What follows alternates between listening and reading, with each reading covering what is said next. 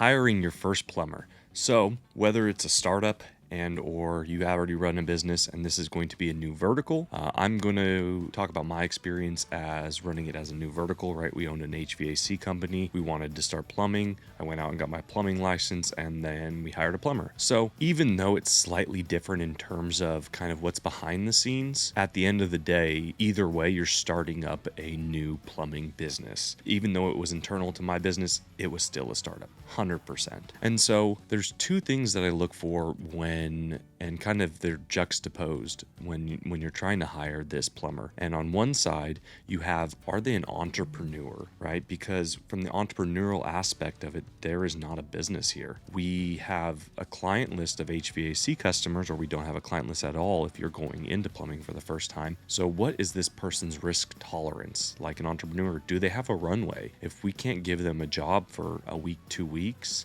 will they be fine? Will they stay with the company and see the bigger picture and say, hey, I want to build with them? Or are they just going to go and say, hey, I need to make money, I need to get out of here? So you wanted to keep that in mind when hiring. Are they a partner in the business, or are they going to bounce at the first lack of business that you have? The second part to the entrepreneurial piece is, are they good at general work, or are they a plumbing specialist? Like, do they understand how to use Word and Excel? Are they going to be building the systems and helping you, if you're the owner, build the systems behind the plumbing business?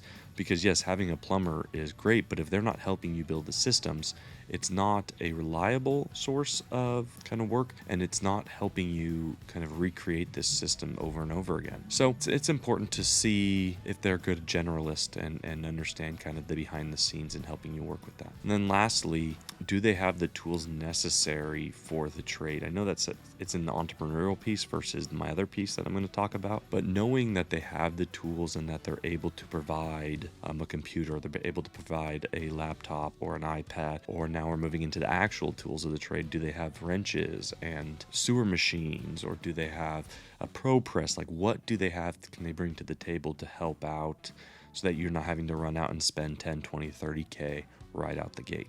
The second part to this, right, in plumbing, but really in any vertical or any startup, the skill and know-how. Are they a good enough plumber that they're going to go out there and be able to do the jobs necessary, right? If I'm going to spend money to get leads and build these systems and put them in a truck and get insurance, is this plumber, is he going to have the skill to be able to complete the job so that I can get the 5-star review? Is he friendly? Is he nice? So those are the two sides that you're kind of juggling, because the problem you run into is you can find amazing plumbers, but do they understand business management and the risk associated with that? And how are they helping you build the systems? Because like I said, I think the SOPs for the plumbing department at the end of the day are going to be some of the most critical and vital pieces to making this a job, to running this into a full-time plumbing division or plumbing business. So you need to have them help you with price book. What are the prices on all these things? How are you getting the prices? Who are your contacts at the warehouses? And then they have to balance that with okay, are you a good business person?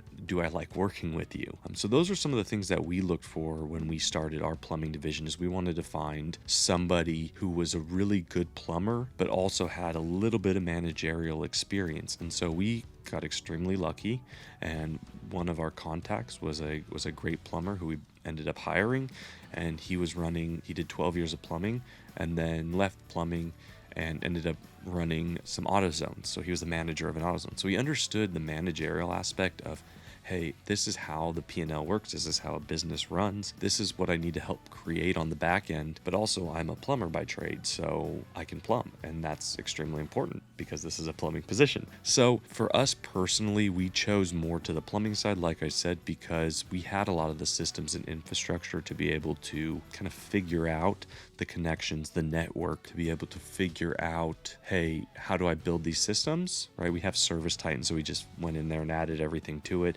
I have buddies who own plumbing companies, so we just added the price book. But I could see, if this is your initial startup, the difficulty that's going to be. I would actually probably slide my scale from somebody who's really, really good at plumbing to more so someone who's in the middle, has a bit 50-50 of both, because you're going to lean on that person to do that while you're out doing lead generation and marketing and building the actual business. So that's where I would put my first plumber. I'd make sure they have the tools necessary so you're not spending extreme amounts of money to get there. And then they might even have to hold the license. So making sure that they at least have some sort of experience is going to be important, especially if you need that licensing. So that is me hiring my first plumber. That's what I would recommend when you're looking for your first plumber, or actually any vertical that you're going to start up, is finding someone on that scale and understanding the two sides of that scale. Thank y'all.